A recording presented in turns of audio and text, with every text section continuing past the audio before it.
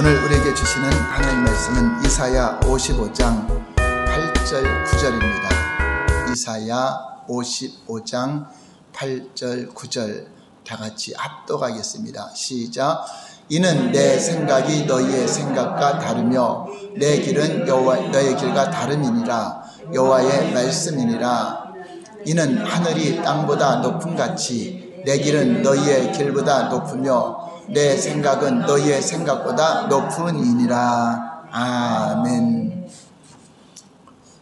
오늘 말씀은 성경과 이성이라는 제목으로 은혜를 나누겠습니다. 하나님에 관해서 우리가 올바로 아는 데 있어서는 우리 이성이라는 즉 합리적인 사고도 중요한 요소 중 하나입니다. 우선 하나님은 합리적인 분이시며 우리에게 합리적인 사고를 가질 수 있도록 지으셨습니다. 뿐만 아니라 기독교의 진리는 어떤 신비주의적인 것이 아니라 합리적인 진리라고 하는 것입니다. 기독교를 세상 일반 종교와는 비교할 수 없지만 기독교는 세상의 모든 종교 중에서도 가장 합리적인 진리를 선포하고 합리적으로 우리가 깨달아 알 수 있도록 우리에게 말씀을 주신 것입니다. 여기서 합리적이라 하면 당연히 하나님을 믿는 믿음을 전제로 한 합리적인 것을 말하는 것입니다. 하나님을 믿지 않는 세상적인 합리적인 사고로는 성경을 이해할 수도 없고 초월할 수밖에 없다고 하는 것입니다. 또한 우리의 합리적 사고는 하나님의 길을 발견하는 것, 하나님의 뜻을 분별하는 것, 진리의 말씀을 깨달아 아는 것 등 우리 신앙의 모든 면에서 중요한 요소가 됩니다. 그러니까 우리의 이성으로 생각하는 것, 이성으로 합리적으로 생각하는 것과 성경과 어떤 의미를 가지고 있는가를 오늘 깨달아 알 수 있기를 바랍니다. 첫 번째 볼까요? 다 같이 읽어볼까요? 시작. 합리적 사고가 성경 이로 가면 문제가 발생합니다. 합리적 사고가 중요함에도 불구하고 그것이 성경 이로 가면 문제가 발생한다는 것을 우리는 성경의 기록에서 많이 찾아볼 수가 있습니다. 우리의 신앙은 합리적이지만 하나님의 말씀을 전제로 한 합리적입니다. 우리가 세상 문화와 충돌을 하죠. 그래서 세상 사람들이 갖고 있는 합리적 사고와 기독교인들이 갖고 있는 합리적 사고가 대단히 충돌을 많이 할 때가 있습니다. 왜냐하면 우리 그리스도인들은 하늘의 문화, 하나님이 주신 말씀에 근거로 한 합리적인 사고를 가졌고 세상 사람들은 말씀과 상관없이 자기들이 자라온 환경, 자기가 가지고 있는 지식, 자기가 그동안 체험한 그러한 것들로 말미암아 합리적 사고를 가졌기 때문에 하늘의 문화와 충돌을 하게 되는 것입니다. 그러할 때 우리가 어떤 것을 수용해야 하는가 하는 것입니다. 합리적 사고가 성경이로 가면 하나님 말씀을 전제하지 않는, 즉 하나님의 없는 합리적인 사고가 됩니다. 그래서 합리적 사고의 관점에서 성경을 판단하고 분석을 하게 됩니다. 우리 하나님은 합리적인 사고를 우리에게 주셨음에도 불구하고 하나님은 그 사고를 초월하기도 하고 세상적인 관점을 초월하는 말씀이기 때문에 우리가 하나님을 믿는 전제 아래서 하나님 말씀이 옳다, 진리라는 것을 믿는 전제 아래서만이 이 합리적 사고가 중요한 요소를 나타낸다고 하는 것입니다.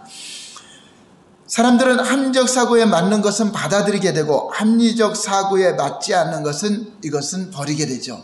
성경 말씀도 합리적 사고로 보게 되면 이것은 과학적으로도 안 맞아, 이것은 합리적 사고나 이성으로 맞지 않아, 그래서 어찌 손을 얹은지 병이 낫고 하늘에서 불이 내려오는 것도 우리가 기도한다고 되고, 이러한 합리적 사고로 성경을 보게 되면 대단히 문제가 많이 생기게 됩니다.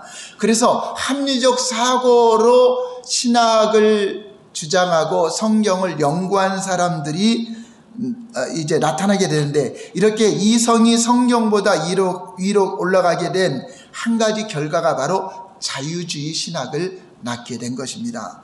하나님은 우리의 합리적인 사고를 얼마든지 초월하실 수 있는 분이십니다. 그런데 자유주의 신학은 하나님과 하나님의 모든 역사를 인간의 합리적인 사고의 잣대로 판단하여서 자신들의 사고에 맞지 않는 것은 신화로 전락해버리고 인간적으로, 과학적으로, 상식적으로, 합리적으로 이해되는 것만 취하게 되는 것입니다. 그래서 이들이 주장하는 것에서 실질적으로 성경에서 우리에게 가르쳐 주는 것은 예수님의 몇 마디 윤리적인 가르침만을 주장을 하게 된다고 하는 것입니다. 결국 성경에서 합리적인 사고로 성경을 그것을 조명해서 본다면은 결국 성경에서는 윤리와 도덕체, 어떤 것을 잘 지켜라, 지키지 말라, 이것으로 전락이 될 수밖에 없는 것입니다.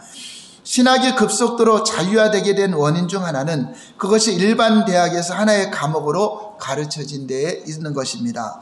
대학 과정의 근본 바탕은 합리적인 사고로 가르치게 됩니다. 그래서 합리적인 사고를 가지고 성경을 분석하고 이해하려고 하면서 신학이 급속도로 자유화가 된 것입니다. 그래서 그 자유주의 신학에서 다른 종교에도 구원이 있다, 다른 생각, 사람들의 합리적인 생각이 들어가게 된 것입니다. 성경에 의하면 원래 인간은 하나님의 피조물인데 이성이 성경위로 가서 생긴 결과는 하나님이 인간을 만든 피조물인데 마치 인간의 사상이, 인간의 합리적인 생각이 하나님을 만들어 버렸어요.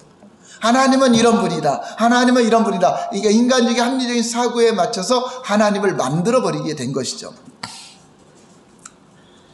두 번째 볼까요? 두 번째, 시작. 합리적 사고가 성경으로 가면 하나님을 따라갈 수 없습니다. 그러니까 하나님의 행하심을 볼 수 없고 그 길을 갈 수 없고, 내 생각과 맞지 않기 때문에, 내 합리적인 사고와 맞지 않기 때문에 하나님의 행하심을 보고 따라가야 되는데 갈 수가 없다는 것입니다. 결국 무엇을 말하냐면 믿음을 가질 수가 없다는 것입니다.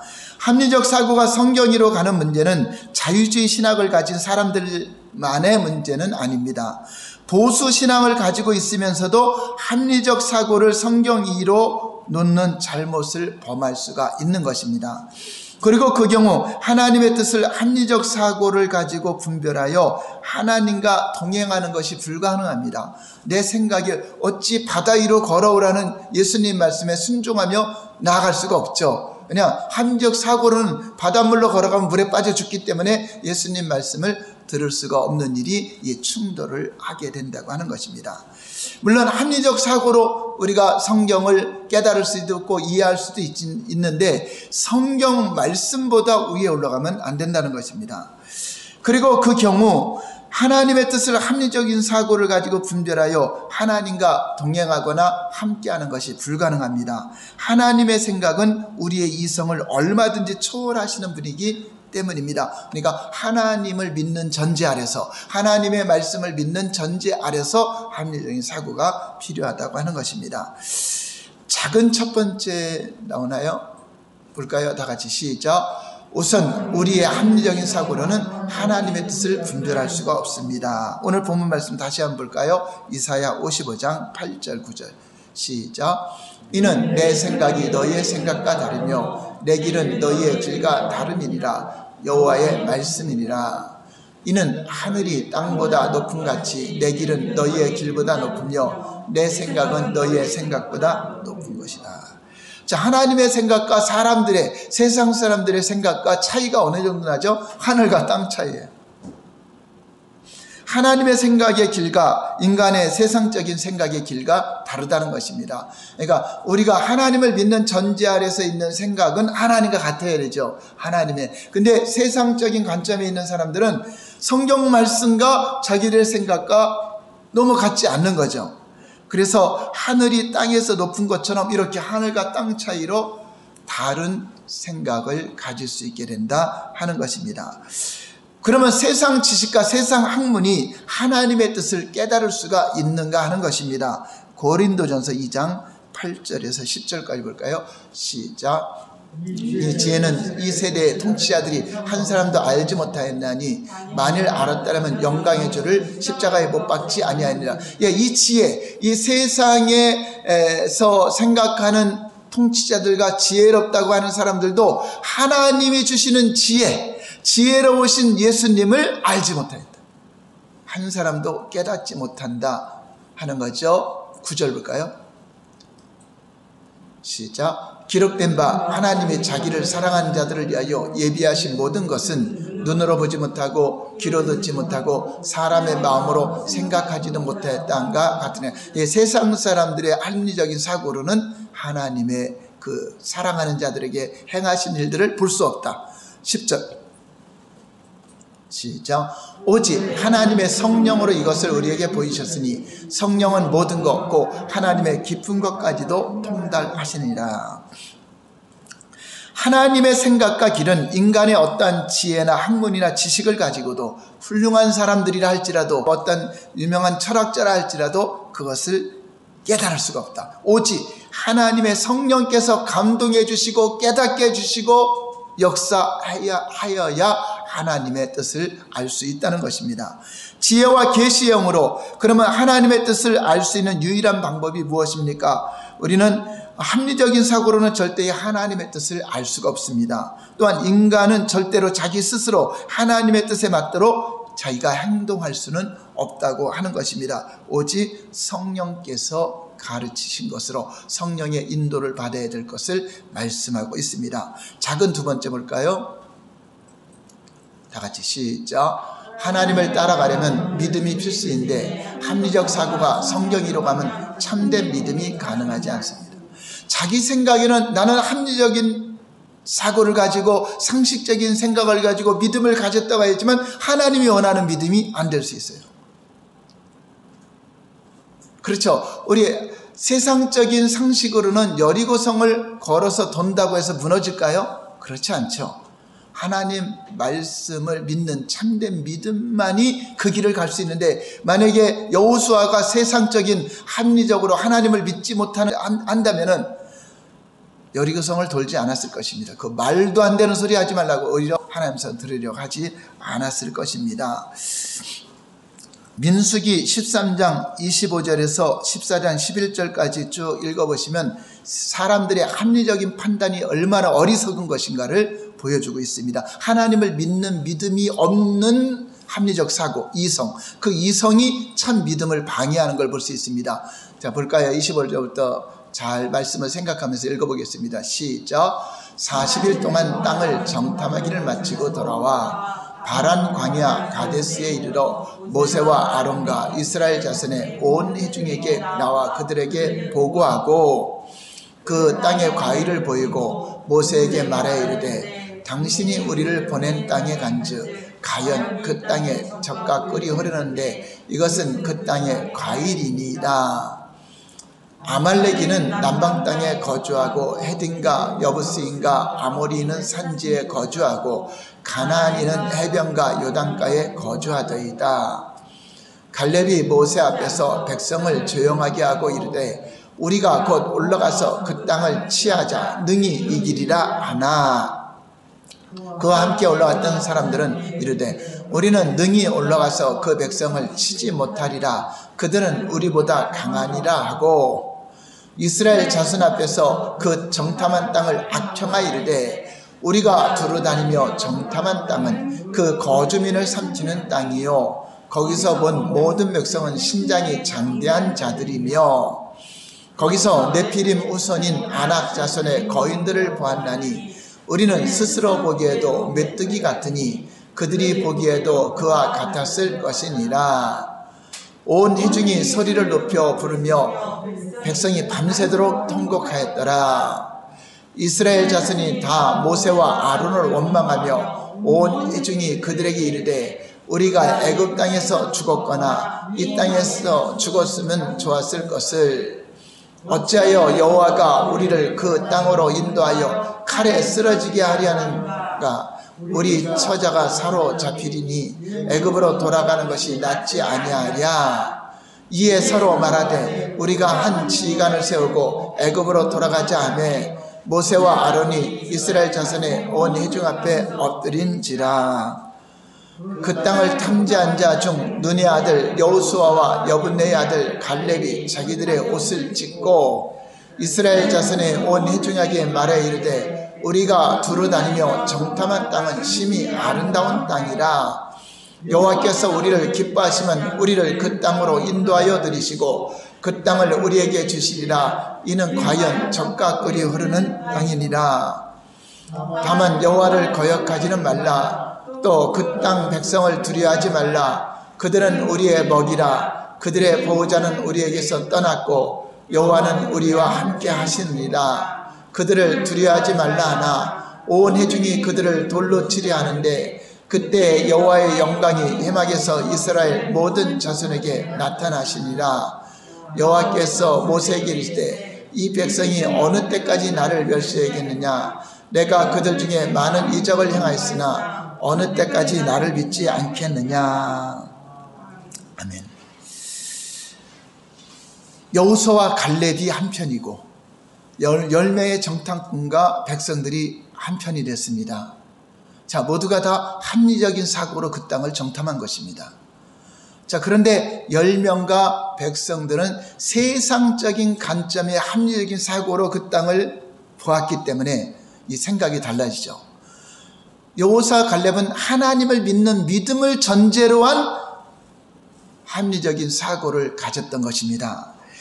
자, 이랬을 때 세상적인 합리적인 사고로 바르게 평가한 것은 바로 10명의 정탐꾼과 이스라엘 백성들이었을 것입니다. 그래서 합리적인 사고를 봐가지고 그것은 우리가 들어갈 수 없다라고 하면서 통곡을 한 것입니다.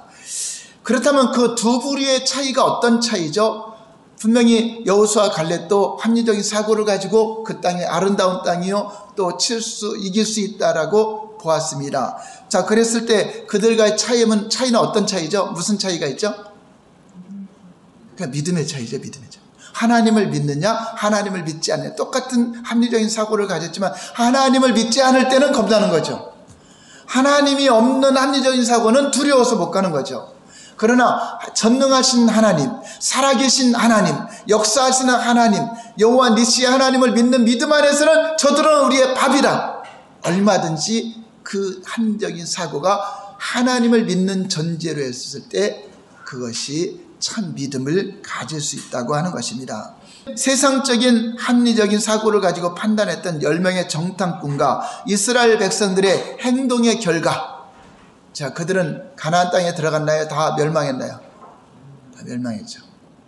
자, 이렇게 그들은 하나님을 믿는다고 했지만 실제적으로 세상적인 관점으로 살아가는 자들, 우리가 교회를 다니면서 보수적인 신앙을 가졌다면서도 합리적인 사고를 가지고 세상적인 관점을 가지고 성경보다 자기 생각이 위로 올라가면 그거는 거짓 믿음이라는 것입니다. 결국은 멸망한다는 것을 우리에게 잘 보여주고 있는 것입니다. 이들이 하나님의 백성이 아닌 것이 아닙니다. 하나님이 인도했던 백성들이고 하나님 안에서 자신들은 하나님을 잘 믿는다고 했지만 그 합리적인 사고가, 그 세상적인 합리적인 사고가 하나님보다 성경보다 위로 올라갔을 때는 거짓 믿음이 된다는 것을 우리에게 보여주고 있는 것입니다. 여호수아 갈렙 그리고 10명의 정탐꾼과 백성들 두 부류 모두는 지극히 합리적인 사고를 가지고 있었습니다. 차이점은 여호수아 갈렙은 하나님을 전제로 하는 합리적이고 나머지 10명의 정탐꾼과 이스라엘 백성들은 하나님을 믿지 못하는 그러한 합리적 사고였던 것입니다. 하나님 없는 합리적 사고를 토대로 한 이스라엘 백성들은 그들의 불신으로 인하여 하나님 앞에 버림을 받게 됩니다. 이처럼 합리적인 사고가 하나님 없이 성경 이로 가면 절대로 참된 믿음을 가진 자라고 할 수가 없는 것입니다. 우리 교회 안에도 그렇죠. 합리적 사고를 잘 가지고 있고 세상적인 상식, 세상적인 지식, 세상적인 이론을 많이 갖고 있는 사람들이 믿음이 되게 좋은 것처럼 보여요. 왜냐하면 합리적 사고니까 모든 사람들이 이해하고 잘 설명해 줄 수 있는 그런 것을 가질 수 있지만 그것이 하나님 말씀을 초월한다면 그 사람은 거짓 믿음이지 참된 믿음이 아니라는 것입니다. 참된 믿음은 합리적인 세상적인 것을 초월하고 우리가 합리적인 사고를 가져도 성경을 전제로 하나님을 전제로 가질 때 참 믿음이 된다고 하는 것입니다. 이처럼 합리적 사고가 하나님 없이 성경이로 가면 절대로 참된 믿음이 가능하지 않다는 것을 성경이 보여주고 있는 것입니다. 신약에서도 이와 비슷한 예가 나오는데 오병이어의 이적을 베푸시기 전에 예수님은 빌립을 시험하기 위해서 그들에게 군중을 너희가 먹을 걸 줘라 라고 말을 했습니다. 자, 이것은 이들의 합리적인 사고를 깨트리는 일들이었습니다. 요한복음 6장 5절 7절 볼까요? 우리가 이걸 잘 봐야 돼요. 우리 교회를 다니면서 합리적인 사고가 성경보다 하나님보다 앞서가고 있다면 그 사람은 믿음이 좋은 것 같지만 자기 생각을 믿는 거죠. 자기 상식을 믿는 것입니다. 다 같이 볼까요? 요한복음 6장 5절 7절 시작. 예수께서 눈을 들어 큰 무리가 제게로 오는 것을 보시고 빌립에게 이르되 우리가 어디서 떡을 사서 이 사람들에게 먹이겠느냐 하시니, 이렇게 말씀하시면 친히 어떻게 하실지 아시고 빌립을 시험하고자 하심이라. 빌립이 대답하되 각 사람으로 조금씩 받게 할지라도 200데나리온의 떡이 부족하리이다. 자, 예수님의 명령에 대한 빌립의 대답이 잘못됐나요? 합리적인 사고로 잘 말한 건가요? 예, 그렇죠. 너무나 합리적으로 잘 말했죠.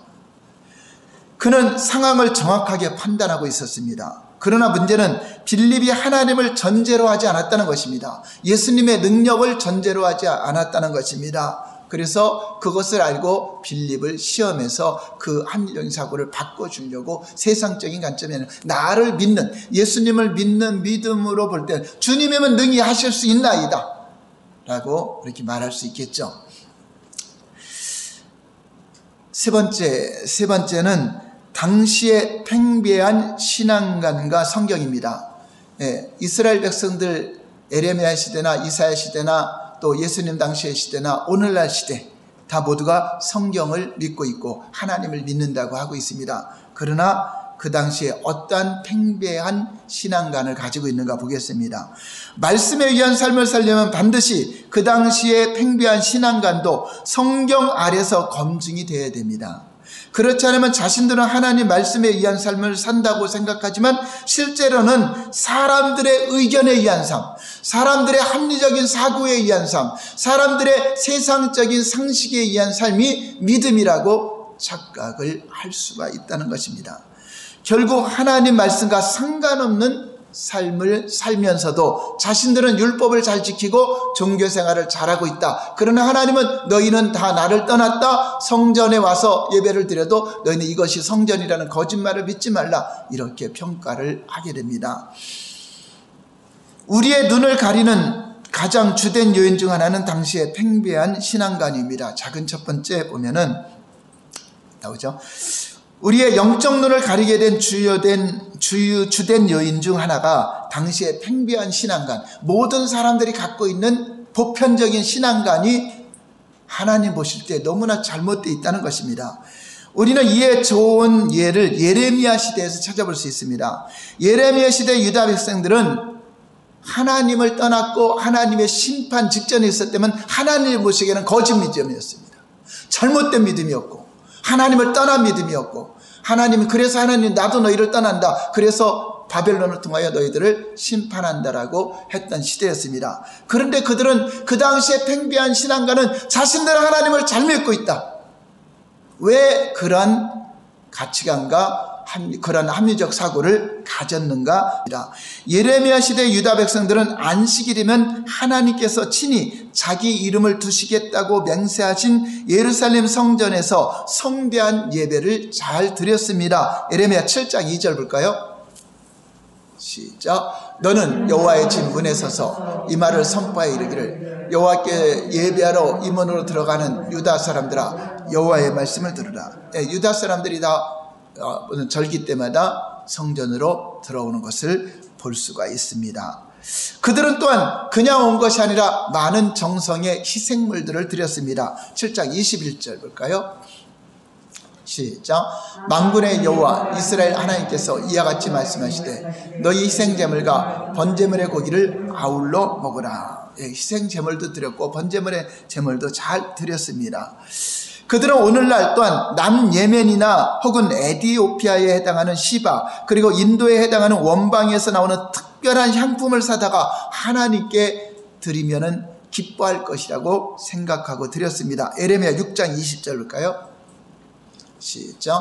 시바에서 유황과 먼 곳에서 향품을 내게로 가져오면 어찌하느냐. 나는 그들의 번제를 받지 아니하며 그들의 희생물을 달게 여기지 아니하노라. 예, 그들은 하나님의 의도는 전혀 생각도 못하고 하나님의 의정은 생각지 못하고 자기들의 생각, 자기들의 그 합리적인 사고가 이 정도 종교 생활하고 이 정도 하나님께 섬기면 자기들은 믿음이 좋다라고 팽배하게 생각하고 있었던 것입니다. 또한 그들은 율법을 가지고 있어서 우리에게는 율법이 있다, 그래서 지혜로운 민족이다라고 자부했습니다. 그리고 그들은 입만 벌리면 하나님의 이야기를 할 만큼 하나님에 대해서는 말은 많이 했습니다. 예레미야 12장 2절 볼까요? 시작. 주께서 그들을 심으심으로 그들이 뿌리가 박히고 장성하여 열매를 맺었거늘 그들의 입은 주께 가까우나 그들의 마음은, 입은 말하는 거 보면 하나님을 자랑하는 것 같고 하나님의 말씀하는 것 같고 또 기도하고 찬양하고 하는 거 보니까 하나님께 가까운 것 같지만 그들의 마음은 이미 떠나 있다라는 것입니다. 거기다가 그 당시 선지자들, 제사장들, 서기관들, 또 모두를 할 것 없이 모든 종교 지도자들은 거짓 선지자에게 미혹되어서 평강만을 외쳐댔습니다. 예레미야 6장 13, 14절 볼까요? 시작. 이는 그들이 가장 작은 자로부터 큰 자까지 다 탐욕을 부리며 선지자로부터 제사장까지 다 거짓을 행함이라. 그들이 내 백성의 상처를 가볍게 여기면서 말하기를 평강하다 평강하다 하나 평강이 없더라. 그 당시에 그들은 이렇게 나름대로 성경을 근거로 해서 이렇게 외치기도 했습니다. 그리고 그들의 백성의 상당수는 그 지도자들이 외친 대로 평강, 그들이 세상 사람들이 원하던 세상적으로 안락하고 형통하고 부유한 복을 받으며 살기도 했습니다. 물론 하나님께서 의미하신 평강과는 다른 것입니다.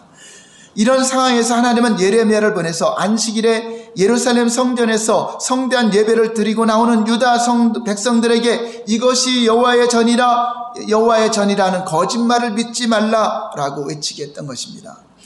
그들이 믿는 그 성전을 파괴해버릴 것이라고 외치게 했습니다. 그 당시 유다 백성들의 입장에서 볼 때는 이러한 예레미야 말은 성전을 모독해도 보통 모독한 것이 아니었습니다. 하나님은 또한 예레미야를 통해 유다 백성들이 그 많은 정성과 희생을 들여서 하나님께 드린 시바나 원방에서 온 특별한 향품의 번제를 받지 않으신다라고 전하게 했습니다. 그리고 그 많은 예배와 희생을 드리는 그들에게 하나님을 버렸다, 너희는 버렸다라고 외치게 했습니다. 자, 이렇게 자기들의 상식과 자기들의 사고는 이 정도로 종교생활하고 이 정도로 하나님 앞에 했으면 자기들은 믿음이 좋다라고 여겼을 것입니다. 근데 하나님의 생각과 전혀 다른, 자기들은 보수신앙이요, 철저히 율법을 지키는 신앙이요, 이렇게 전반적으로 한두 명이 아니라 전 백성 전반적으로 소수, 예레미야나 이사야 소수 사람 외에는 전반적으로 그러한 거짓 신앙이 팽배하게 자기들 사고를 지배하고 있었을 때였습니다. 만약 우리가 그 시대에 살았다면, 저와 여러분들이 그 시대에 살았다면 우리는 종교 지도자를, 목회자의 설교를 들었을까요? 예레미야 선지자의 말을 들었을까요? 우리도 마찬가지였을 것입니다. 그 당시 살았다면은 보통 평강을 외치는 목사들의 설교를 듣지, 하나님의 심판의 칼을 예비했다 그렇게 외치는 예레미야, 너희들은 잘못된 신앙이다, 거짓 신앙이다 외치는 그 소리는 듣지 않았을 것입니다. 오늘날도 마찬가지입니다. 교회에 나와서 예배 잘 드리고 또 예물 드리고 또 어떤 이런 종교적인 생활 몇 가지를 열심히 잘한다고 해서 그것이 신앙이 좋은 것처럼 착각을 하면 안 된다는 것입니다. 거기에 참으로 하나님을 믿는 믿음을 전제로 한 합리적인 사고가 필요하다고 하는 것입니다. 사실 하나님께서 역사를 통해 예레미야가 옳은 것을 증명하고 예레미야서가 하나님 말씀으로 우리가 받아들여졌기 때문에 오늘날 우리는 예레미야가 옳은 것을 알지, 그 당시 사람들은 얼마나 참 선지자를 분별하기가 어려웠겠습니까? 왜냐하면 모든 사람들이 다 거짓에 물들어 있기 때문에 전체가 다 그것이 신앙인 줄 알았던 거죠. 그러니까 올바른 신앙생활의 표본을 볼 수가 없었던 것입니다. 오늘날도 마찬가지겠죠. 이것이 당시의 팽배한 신앙관이 어떻게 하나님의 눈을 가리는가를 잘 보는 것입니다. 그것이 눈에 가려졌으면서도 못 깨닫는 거죠. 자기들이 잘못된 신앙, 자기들이 거짓된 신앙에 물들어 있으면서도 자기들 보편적으로 팽배하게 물들었던 그 신앙이 자기들의 신앙을 옳다고 여긴 거죠. 오늘날도 교회 안에 있으면 올바른 신앙이다 생각하고 있을지 몰라도 참 믿음은 하나님 중심을 보는 것입니다.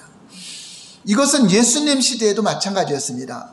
그래서 요한복음에 보면 예수님을 믿는 유대인들이라고 하는 사람들이 순식간에 돌아서서 예수님을 사마리아 사람이라 또는 귀신 들렸다고 비방하기도 하고 예수님을 돌로 쳐 죽이려고까지 했습니다. 뿐만 아니라 예수님은 내 피를 받아 먹어야 살고 내 살을 먹어야 산다니까 심히 어렵듯 하면서 많은 제자들이 예수님을 떠나기도 했습니다. 왜냐? 자기가 생각하는 상식과 맞지 않는다고, 자기가 생각하는 합리적인 사고와 맞지 않는다고 이렇게 배격한 것입니다. 그러니까 이 당시 사람들도 우리가 예레미야 시대나 이사야 시대에 살았으면 그렇게 조상들처럼 하지 않았을 것인데라고 성경을 보면서 말한다는 거죠. 오늘날 저와 여러분들도 이렇게 성경을 보면서 예수님 당시에 바리새인 서기관들은 왜 그랬을까? 우리가 그때 있었으면 예수님을 잘 믿었을 건데, 우리가 이사야 시대나 예레미야 시대에 살았으면 우리는 잘 믿었을 건데 그렇게 생각하는 거예요. 그러나 동일하게 그런 거짓 신앙은 팽배하게 예수님 시대에도 초대교회에도 오늘날에도 수많은 사람들에게 물들어 있다는 것을 우리에게 경고로 가르쳐주고 있는 것입니다. 이렇게 자기 합리적 사고와 이런 상식이 성경 위로 올라가면 이렇게 심각한 거짓 신앙을 만들어낸다고 하는 것입니다. 그래서 예수님은 요한복음 1장 5절에 빛이 어두움의 빛이 돼 어두움이 깨닫지 못하더라. 이 깨닫지면 눈이 가려진 거죠. 귀가 가려지고, 즉 그들의 영적 눈이 그 당시에 팽배한 신앙관으로, 보편적인 사람들이 생각하는 신앙관으로 인해서 어두워져서 어느 것이 옳은 신앙인지 모르는 거죠.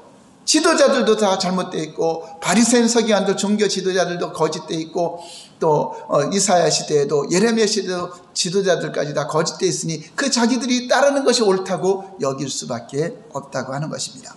작은 두 번째 볼까요? 다 같이 시작. 영적인 눈이 가려워지면 하나님의 음성을 듣지 못합니다. 하나님은 어느 시대건 하나님의 말씀과 하나님께서 보내신 선지자를 통해서 하나님의 참된 뜻을 전하십니다.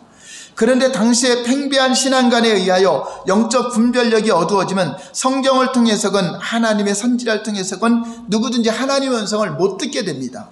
눈만 가려지는 것이 아니라 귀도 가려지게 되는 것입니다. 이것이 무서운 점입니다. 차라리 깨달을 수 있는 기회가 있다면은 귀가 열리면 깨닫게 되는데, 눈이 열리면 깨닫게 되는데 깨닫지 못하는 거죠. 그래서 예수님이 오셔서 하신 일이 뭐죠? 소경이 보며, 귀멍어리 귀가 열리며, 벙어리가 말을 하며, 안진뱅이가 일어나며, 문둥경자가 깨끗함을 받는다 하라. 자, 이건 뭐죠? 영적인 것을 치료하러 오셨다. 너희들이 회개하라. 천국이 가까웠다는 것은 너희들의 가치관을 바꿔라. 너희들의 생각을 다, 세상적인 관점 다 바꿔버려라. 예수님을 통해서 새롭게 잘 받아들여라 하는 것을 말하고 있는 것입니다. 예수님 시대에도 기록된 성경이 예수님에 대해서 이미 증거하고 있었습니다. 또한 그 당시 유대인들, 바리새인 서기관들은 성경을 연구했을까요? 안 했을까요?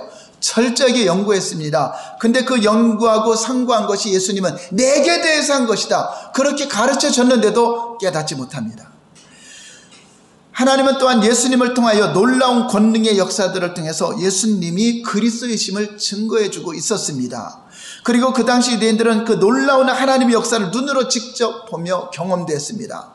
하나님은 세례 요한 같은 참 선지자를 통해서도 예수님이 그리스도이심을 증거했습니다. 그러나 그 당시 너무나 많은 유대인들이 팽배한 신앙관이 성경을 통한 하나님의 음성이나 하나님의 아들을 통한 하나님의 음성은 전혀 듣지 못하는 기머거리였다는 것을 보여주고 있습니다. 왜냐하면 그 당시 팽배한 신앙관으로 자기들이 하고 있는 그 신앙관이 옳은 것처럼 여겼기 때문에 그것이 자기 귀와 눈을 가리게 된다는 것을 깨닫지 못하는 것입니다. 자, 네 번째, 오늘날의 적용입니다. 오늘날의 적용. 자, 오늘날 한번 여러분들 잘 생각해 보시기 바랍니다. 오늘날도 많은 성도들의 신앙이 하나님의 말씀인 성경에 기초하고 있는 것이 아니라 여러 목회자의 설교에서 들은 내용에 기초하거나 또 어느 신학자의 말에 기초한 행동을 하는 경우가 있습니다. 당연히 본인들은 자신의 신앙이 철저하게 성경에 기초한 것이라고 생각했을 것입니다. 왜냐하면 목사들의 설교를 통해서 갖춰진 기초이기 때문에.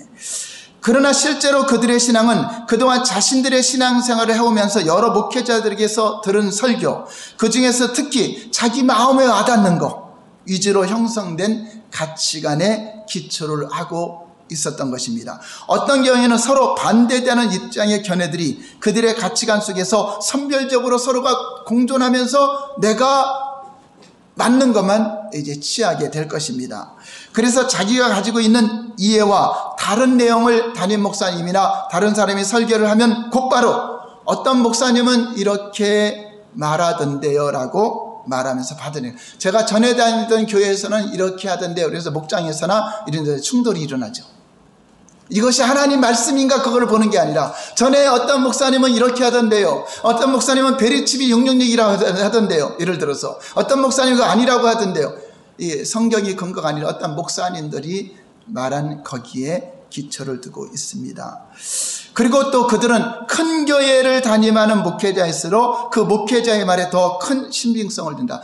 개척교회 목사님이나 개척교회 전도사님이 설교를 하는 것에 대해서는 큰 교회 어느 목사님은 이렇게 설교, 그것이 더 옳다라고 인정을 하고 그분은 더 학력이 어느 대학 출신이고 어느 신학길 나왔고 박사학위가 있고 그런 사람이 설교한 것을 더 사람들은 마음에 두고 있다는 거죠. 결국 그들은 성경을 가지고 말하는 것이 아니라 자기가 들은 가치관을 가지고 판단하는 거죠. 그 결과 우리의 신앙의 기준과 공통 분모는 성경이 본질인데 성경을 가지고 말하는 것이 아니었기 때문에 그들의 신앙은 자기들의 이성으로 합리적인 사고만을 받아들이는 잘못된 신앙을 가질 수 있는 것입니다. 실제로 그들은 그들의 신앙이 성경이 아니라 사람들의 의견에 기초하고 있는 잘못된 신앙을 가진 것입니다. 성도들은 당연히 목회자의 설교를 받아들이되 그래서 여러분 성경의 기초에서 받아들이고 조명을 해야 된다고 하는 것입니다. 그 목회자가 말하는 내용이 과연 성경의 가르침인가 어느 신학자가 말한 것을 말하고 있는가. 여러분 그거 분별해야 돼요. 여러분 유튜브를 들으면 분별이 되잖아요. 어떤 질문을 했을 때 성경으로 푸는 게 아니라 어떤 신학자도 이렇게 했다. 그 신학자 그게 옳겠습니까? 그래도 그거를 또 옳다고 또 그 목사를 따르는 추종자들이 얼마나 많습니까? 그 목회자가 무슨 성경적인 근거를 가지고 그렇게 주장하는가를 우리는 점검해야 돼요. 왜냐하면 내 신앙에 잘못된 가치관이 들어오기 때문에 우리는 그것에 대해서 차단을 할 줄 알아야 됩니다. 그리고 그 성경적인 근거는 타당한 것인가 아니면 그 목회자가 자기 입장을 주장하기 위해서 자기가 하려는 그거를 주장하기 위해서 어떤 신학자나 어떤 그런 것을 갖다가 억지로 갖다 성경 말씀까지 붙여놓은 이단들이 또 잘 그래죠. 자기들이 주장하는 걸 이렇게 하려고 성경을 여기저기서 뽑아다가 억지로 갖다 붙여놓는 경우가 있습니다. 여러분 이렇게 됐을 때 심각하게 신앙이 왜곡되고요. 왜골수가 되고요. 잘못될 수 있는 상황입니다. 우리는 언제든지 마음을 열고 겸손하게 성경이 그러한가 하여 그래 무조건 배척하지 말고요. 듣기는 듣는 거죠. 이 목사님 설교 듣고 저 목사님 설교 듣고 또 여러 사람들이 말하는 것 듣지만 그것이 그러한가 하여 성경을 상고를 해야 돼요. 그것을 잘한 사람들이 있어요. 바로 베레아 사람들입니다. 사도행전 17장 10절에 11절 볼까요? 우리는 베레아 사람들의 마음을 가져야 돼요. 다 같이 시작. 밤에 형제들이 있고 바울과 실라를 베레아로 보내니 그들이 이르러 유대인의 회당에 들어가니라.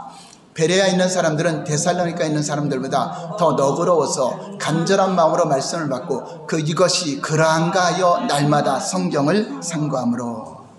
자, 베레아 지역에 바울과 실라가 데살로니가 지역에서 너무나 박해하니까 베레아 지역으로 넘어갔습니다. 자, 그곳에서 성경을 가르치는 베레아 사람들은 바울과 실라가 누군지 잘 몰랐을 것입니다. 자, 그런데 그들은 신사적이어서 겸손하게 말씀을 일단 받습니다. 그 지역 성도들은 그 말씀을 어떤 자세로 받아들였죠? 그것이 그러한가 하여 성경으로 조명을 했다. 자, 이게 중요한 것입니다. 바울과 실라가 베레아 지역에서 하나님 말씀을 가르쳤습니다. 우리가 아는 바대로 바울은 사도 중 훌륭한 사도였습니다. 그럼에도 불구하고 훌륭한 사도라 할지라도 그가 전하는 말씀을 그의 가르침은 누구보다 뛰어났을 것입니다. 그런데 그러한 바울의 가르침에도 불구하고 그 시대에 가장 뛰어난 사도 바울의 가르침에도 불구하고 베레아 사람의 지역의 성도들은 그 말이 그러한가요? 날마다 성경을 상고하면서 조명을 했다는 것입니다. 그러므로 그 가운데는 하나님을, 예수님을 믿는 헬라인과 기브인들도 많고 많은 사람들이 하나님을 믿게 되었다라고 말씀하고 있습니다. 그렇습니다. 성경의 조명으로 우리는 목회대 설교도 조명해 봐야 돼요. 우리 성도들도 성경을 좀 많이 봐야 되고, 우리의 이성, 즉 합리적인 사고도 하나님을 믿는 전제로 분별할 때 참 신앙을 가질 수 있는 것입니다. 하나님 없이 사람들의 합리적인 사고를 가지고 성경을 조명하게 되면 불합리한 경우 하나님 말씀에 대한 믿음을 가지지 못하게 되는 것입니다. 우리가 갖고 있는 합리적 사고도 그 하나님을 믿는 전제하에 조명을 해야 참 믿음을 가질 수 있는 것입니다. 이제 정리하겠습니다. 이가의 요점입니다. 첫 번째 볼까요? 시작. 하나님을 올바로 이해하는 데 있어 이성, 즉 합리적 사고는 중요한 요소입니다. 두 번째, 문제는 이성이 성경위로 갈 때 발생합니다. 세 번째, 이성이 성경위로 간 결과는 자유주의 신학입니다. 네 번째, 우리의 합리적인 사고로는 하나님 뜻을 알 수가 없습니다. 그렇습니다. 저와 여러분의 성령으로 인도받는 하나님이 기뻐하시는 참된 믿음을 가지시기를 예수님 이름으로 축원합니다.